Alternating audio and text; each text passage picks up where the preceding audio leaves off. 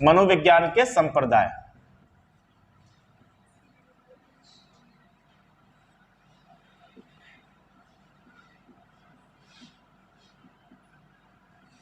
ठीक है, ये डिफरेंट थॉट्स ऑफ स्कूल हैं और ये कहते हैं कि जो मनोविज्ञान है वो एक्चुअली क्या है। ठीक है, जैसे आपने शुरू वाला वो टॉपिक पढ़ा होगा ना, कौन सा, जब हमने पहले पढ़ाया था अभिवृद्धि और विकास, नहीं, अभिवृद्धि और विकास से पहले कौन सा, ये इंटेलिजेंस वाला नहीं, जो शुरू में जो एक लेक्चर हमने वो उसमें दिया था जहां से बिल्कुल जीरो शुरू किया था, दर्शन शास्त्र से।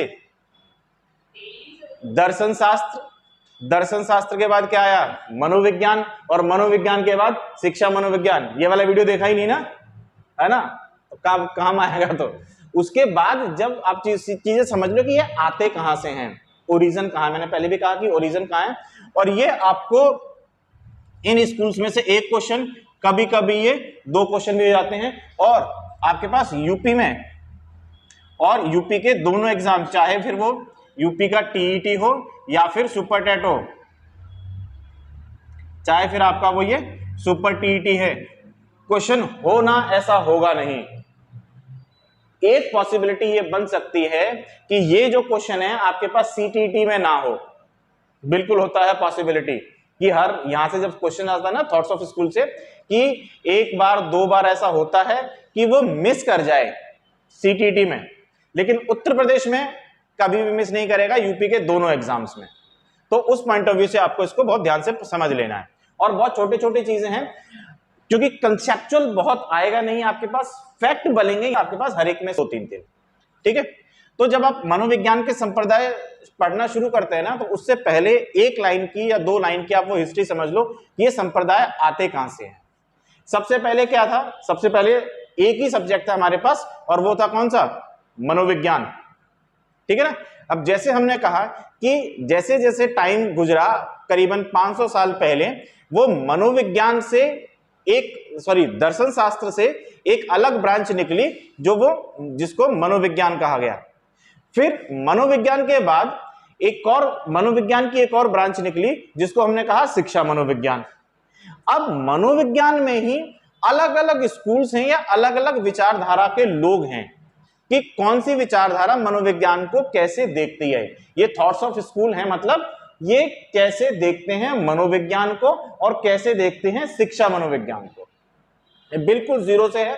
जब भी आप मनोविज्ञान में कोई भी थिंकर थॉट पढ़ते हैं ना, उन सबसे पहले आपको यह जानना बहुत जरूरी होता है कि ये जो हैं ये किस विचारधारा के समर्थक हैं। जैसे थॉर्नडाइक ने, आप लर्निंग सिद्धांत आप सब समझते ही हो ना, आपके पास लिखा ही है, स्किनर, पावलोव, वॉटसन सब आपने समझे ही है ना। लेकिन अब ये समझो कि स्किनर ने या थॉर्नडाइक ने ये जो नियम बनाए हैं, ये नियम किस विचारधारा पर आधारित हैं, यहां से एक बेसिक सवाल आपसे खूब पूछा जाता है। ठीक है, तो शुरू कहां से होती है बात, ये शुरू होती है जिसमें सबसे पहला स्कूल या जिसमें सबसे पहला संप्रदाय माना जाता है, वो क्या, संरचनावाद। संरचनावाद, स्ट्रक्चरलिज्म। स्ट्रक्चरलिज्म से पास क्वेश्चन आता है, अब यूपी का फेवरेट नहीं है। संरचनावाद क्या है कि जब जैसे ही कहा गया कि जहां बात छोड़ी कि मनोविज्ञान जो है कि चेतना का अध्ययन करेगा, सबसे पहले मनोविज्ञान के बारे में क्या कहा गया कि आत्मा का अध्ययन करेगा, नहीं, पहले अवस्था में यह कहा गया कि मनोविज्ञान आत्मा का अध्ययन करेगा। उसके बाद कहा गया कि मनोविज्ञान जो है वो मन का अध्ययन करेगा। इसके बाद कहा गया कि मनोविज्ञान जो है वो चेतना का अध्ययन करेगा। अब मनोविज्ञान जब चेतना का अध्ययन करेगा, उस चेतना से आपके पास ये थ्योरी आती है जो स्ट्रक्चरलिज्म है। आप बहुत भारी भारी शब्द मत समझो, आप संरचना बहुत समझना। स्ट्रक्चर क्या होता है, स्ट्रक्चर, अच्छा, और जैसे कि सब्जेक्ट के बाद बात आती है, मतलब ये एक रचना है, एक कंस्ट्रक्शन है। ठीक है ना। अब यही संरचनावाद आइडियोलॉजी ये कहता है कि जो मनोविज्ञान है ये चेतना का अध्ययन करता है, थ्योरी ऑफ कॉन्शियसनेस,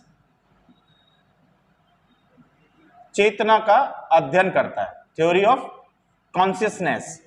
अब इसमें ना दो नाम आपके पास बहुत इंपॉर्टेंट है जिन्होंने ये मनोविज्ञान को, संरचनावाद जो मनोविज्ञान को इन्होंने दर्शन शास्त्र से अलग किया, वो ये कि संरचनावाद ने।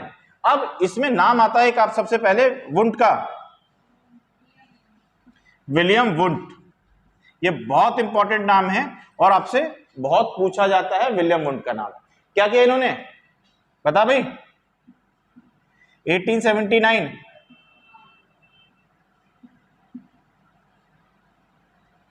लिप्जिंग, लिप्जिंग में क्या किया इन्होंने, बताओ? प्रथम मनोवैज्ञानिक प्रयोगशाला, प्रथम मनोवैज्ञानिक प्रयोगशाला, ये यूपी का बहुत फेवरेट क्वेश्चन है। ये 1879 में लिप्जिंग में विलियम वुंट ने प्रथम मनोवैज्ञानिक प्रयोगशाला स्थापित की। इन्होंने ये कहा कि जो मनोविज्ञान है या फिर संरचनावाद है, वो ये कहता है, ये मन की संरचना का अध्ययन करता है कि स्ट्रक्चर कैसा है, ये इस बात का अध्ययन करता है। अब इस बात का अध्ययन करने के लिए इन्होंने एक विधि बताई, कौन सी बताओ? अंतर्दर्शन विधि, इंट्रोस्पेक्शन पद्धति। मतलब ये कि जब आप चेतना का अध्ययन करेंगे तो अपनी चेतना या अपने मन का अध्ययन करेंगे, किससे? ये अंतर्दर्शन विधि, इंट्रोस्पेक्शन मेथड होता है। इंट्रोस्पेक्शन क्या होता है? अपने आप को अपने अंदर झांक कर देखना। ये बाद में ये जो विचारधारा है, ये बाद में जो है वो रिजेक्ट कर दी गई। उसका कारण अभी मैं आपको बताऊंगा, पहले इनका मतलब समझो कि संरचनावाद क्या कहता है, चेतना का अध्ययन करता है और चेतना का अध्ययन करने के लिए वो इस विधि को बताता है और ये विधि है अंतर्दर्शन की विधि। इस संरचनावाद में ना एक विलियम वुंट का नाम और इसके बाद एक और नाम आता है टिचनर, TITCHNER, टिचनर। ये इनके स्टूडेंट्स थे, पहला नाम ये और दूसरा नाम ये दोनों आपको याद रखने हैं। यूएस में सबसे पहले शुरू हुआ स्टडी इनकी। तो ये संरचनावादी में जब भी आपके पास क्वेश्चन आएगा, ये तीन ही क्वेश्चन बनते हैं आपके पास, एक विलियम वुड का नाम, एक टिचनर का नाम और दूसरा ये अंतर्दर्शन की विधि या अंतर्निर्देशन की विधि बनती है इसमें। ठीक है, अब बात ये आती है कि ये जो इंट्रोस्पेक्शन मेथड था या ये जो संरचनावाद, ये जो चेतन था, ये रिजेक्ट क्यों कर दिया गया है ना? जैसे हमने कहा कि इसके बाद फिर आया प्रकार्यवाद। तो प्रकार्यवाद जब इसके आलोचना में आया तो प्रकार्यवाद ऐसी, इसमें क्या कमी थी कि जो प्रकार्यवाद में इसको लाना पड़ा?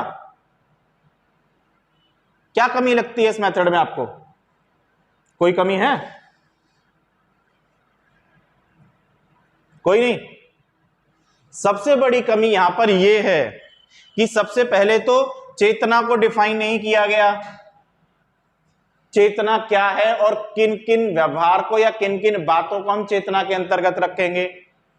दूसरी चीज, ये अंतर्दर्शन विधि है। ये अंतर्दर्शन विधि है, ये क्या हो गई? ये वाली विधि व्यक्तिनिष्ठ हो गई। व्यक्तिनिष्ठ यानी सब्जेक्टिव। जबकि आपको किसी भी विषय का अध्ययन करने के लिए कौन सी विधि सही लगती है या कौन सी विधि सही होनी चाहिए? वस्तुनिष्ठ विधि। मूल्यांकन की विधियां समझते हो ना, कौन सी विधि होती है सही विधि? वस्तुनिष्ठ विधि।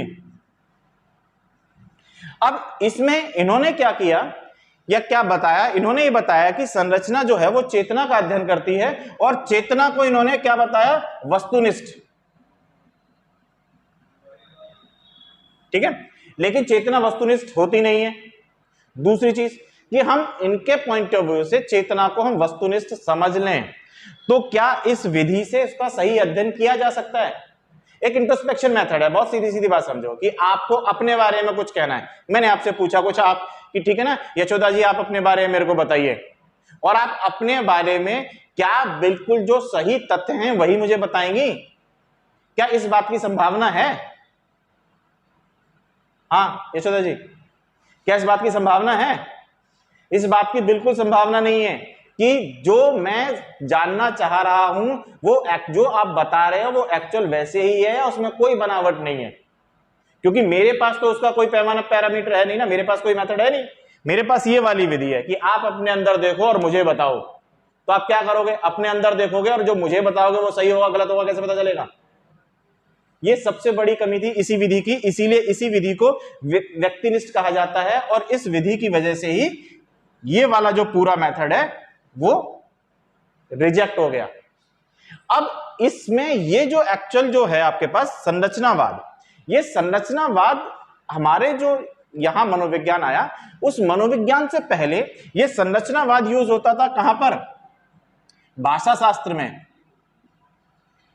हालांकि हमारा क्वेश्चन नहीं है, बस मैं आपको ओरिजिन बता दे रहा हूं। SURE सुसरे, ये भाषा शास्त्र में यूज किया गया, ये संकेतों का एक स्ट्रक्चर था। जैसे कहा ना कि संरचनावाद है ये, तो भाषा को लेकर के उसमें मनोविज्ञान से पहले ये भाषा शास्त्र में या भाषा विज्ञान में ये फ्रांस के थे, मे बी फ्रांस या जर्मनी के, आप देख लेना कहां के थे, आपको काम नहीं। ये फ्रांस के व्यक्ति थे जिन्होंने लैंग्वेज ग्रामर के स्ट्रक्चर में इस आइडियोलॉजी को प्रयोग किया।